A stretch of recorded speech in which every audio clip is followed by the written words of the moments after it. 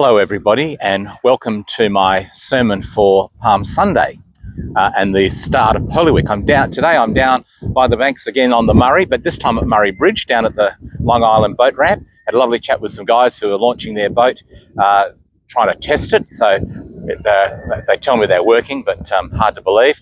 But anyways, it's lovely to be with you today. Today we stand at the threshold of Holy Week. We gather on what the church has long called Palm Sunday, a day of paradox, a day of procession, a day of praise that already carries within it the shadow of the cross. As the gospel tells us, Jesus enters Jerusalem to shouts of Hosanna and the waving of branches. Yet, within a few days, those same streets will echo to the cries of Crucify him. Palm Sunday confronts us with questions that are as urgent today as they were then. What kind of king is Jesus? And perhaps even more searching, what kind of kingdom are we expecting? The strange procession of a king is really at the forefront of this. The Gospels all recount the same striking image. Jesus deliberately rides into Jerusalem on a donkey. This is no incidental detail. It is deeply symbolic. It's a carefully enacted sign, a messianic sign. In the ancient world, kings did not ride on donkeys into cities of power. They rode on war horses. They came with chariots, soldiers, banners, spectacles of domination and strength. But here, Jesus chooses something so altogether different. He comes not mounted on a stallion, but seated on a donkey. This act fulfills the ancient prophecy of Zechariah. Behold, your king comes to you humble and riding on a donkey. This prophecy had long shaped Israel's hope. Excuse me. The coming king would be righteous, victorious, but also humble, not weak, but gentle, not passive, but peace-bearing. The donkey in the biblical imagination is not merely a humble animal. It is a symbol of peace. A king riding on a donkey comes not to wage war, but to establish peace. And here is the first great truth of Palm Sunday. Jesus does not arrive as the king we expect. He arrives, though, as the king that we actually need. This gives us echoes from Israel's past. You see, the moment is not without precedent in Israel's story. In 1 Kings 1, we're told that Solomon, the son of David, is placed on the royal mule of his father David and led into Jerusalem to be proclaimed king. This is crucial. Solomon's coronation was not marked by military conquest, but by royal legitimacy and divine appointment. Riding on the king's own animal signifies, if you like, continuity and peace, and above all, rightful rule. So when Jesus rides into Jerusalem on a donkey, he is not improvising. He is reenacting. He is deliberately stepping into Israel's story and saying, the true Son of David has come. As Bishop Tom Wright has argued, this is not merely a symbolic act of humility. It is a messianic claim. Jesus is staging a prophetic drama. He is announcing that God's kingdom is arriving, but not in the way that anyone, least of all the people of Jesus' day, expected. To understand Palm Sunday, we must see it in contrast to another kind of procession. Scholars like Marcus Borg and John Dominic Crossan, who I have sort of some difficulties with, but I think we need to listen to them, have suggested that it is the time of Passover. Roman governors such as Pontius Pilate would also enter Jerusalem, but from the opposite side. Their entry would be marked by military display, cavalry, armor, imperial power. And so we have two processions, if you like.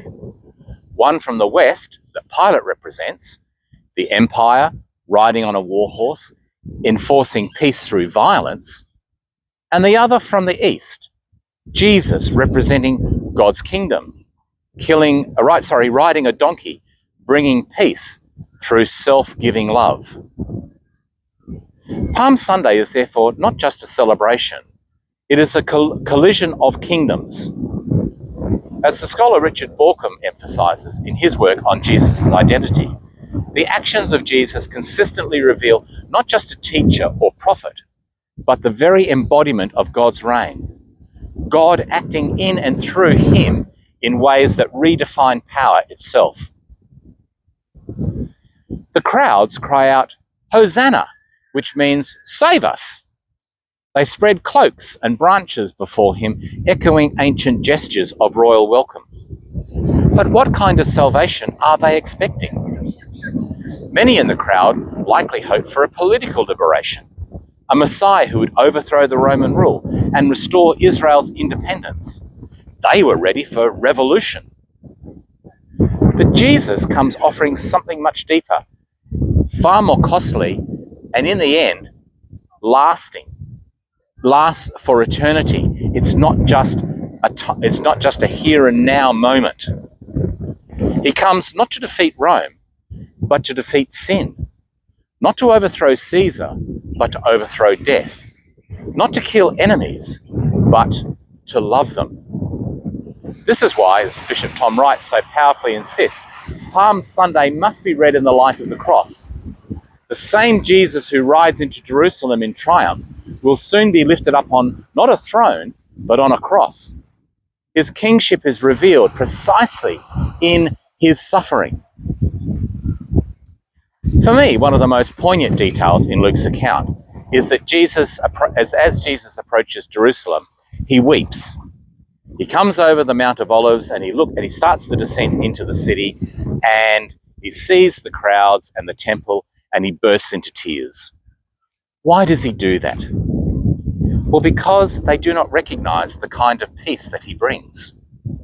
They are longing for a kingdom, but they cannot see the king that they should by shouting Hosanna, but they do not yet understand what kind of salvation it will cost.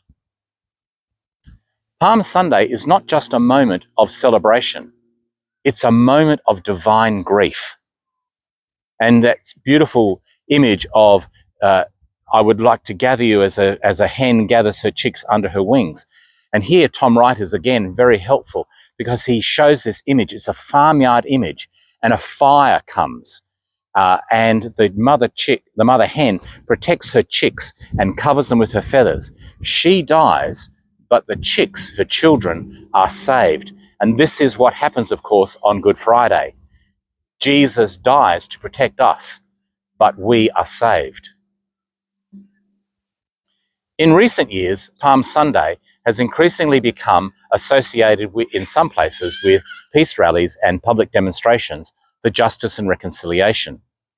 At first glance, this may seem like a modern overlay of an ancient text, but in truth, it resonates deeply with the heart of the story. For what does Zechariah say of the coming king? He will cut off the chariot, the war horse, and he will proclaim peace to the nations. Palm Sunday is at its core about peace, but not the fragile peace enforced by power.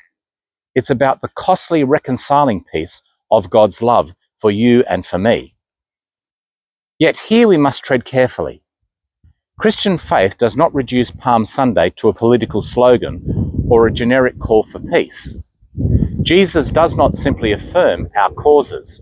He transforms them, doesn't he? His peace is not achieved through protest alone, nor through domination, but through self-giving love, sacrificial obedience, and above all, the breaking of the cycles of violence. The danger is that we turn Palm Sunday into a mirror of our own agendas, if you like. The invitation is to let it become a window into God's kingdom, though. That's what we're invited to do. What then does it mean for us to then follow this king? Well, I think it means embracing what we might call the way of the donkey. The way of humility in a world obsessed with status. The way of peace in a world addicted to conflict. The way of suffering love in a world that seeks control. And don't we see all of those three things at play in our world, especially in the Middle East at the moment? As Richard Bauckham reminds us, the identity of Jesus is inseparable from the identity of God. And what we see in Jesus, this strange, humble, suffering king, is nothing less than the character of God himself. God does not save the world through force, but through love. God does not conquer through domination, but through self-giving. God does not rule from a distance, but enters into our suffering, wherever we might be in the world. Palm Sunday, then, is not only about what happened then, it's about who we are now. Are we a people who follow the king on a donkey, or do we still long for the king on the war horse? Do we seek a kingdom of control or a kingdom of surrender? Do we cry Hosanna with our lips, but resist the way of the cross with our lives? This is the uncomfortable truth of Palm Sunday. It exposes the gap between our expectations and God's reality. Palm Sunday then begins a journey. It leads us to the Last Supper, where Jesus redefines power of service. It leads us to Gethsemane, where Jesus embraces the Father's will. And it leads us to Golgotha, where the King is crowned with thorns. And ultimately, of course, it leads us to the empty tomb of Easter Day. The donkey leads us to the cross. The cross leads us to the resurrection. And the resurrection reveals that this strange, humble king is indeed Lord of all. So today, as we wave our palms, whether literal or metaphorical, each of us are invited to do more than just to remember. Each of us are invited to respond, to lay down not just branches, but our pride, to offer not just songs, but our lives, to welcome not just a moment, but a king. Oh, we're being entertained by the guys as they test out their boat. Sorry about that. And finally, of course, we are invited to follow Jesus, not only in triumph, but in suffering, not only in praise, but in obedience. For the one who comes to us today is still the same. He is humble, he is righteous, he is peace-bearing, and utterly like any other king the world has ever known. Behold, your king comes to you. May each of us have eyes to see him. May each of us have hearts to receive him. And may each of us have courage to follow him. The Lord be with you.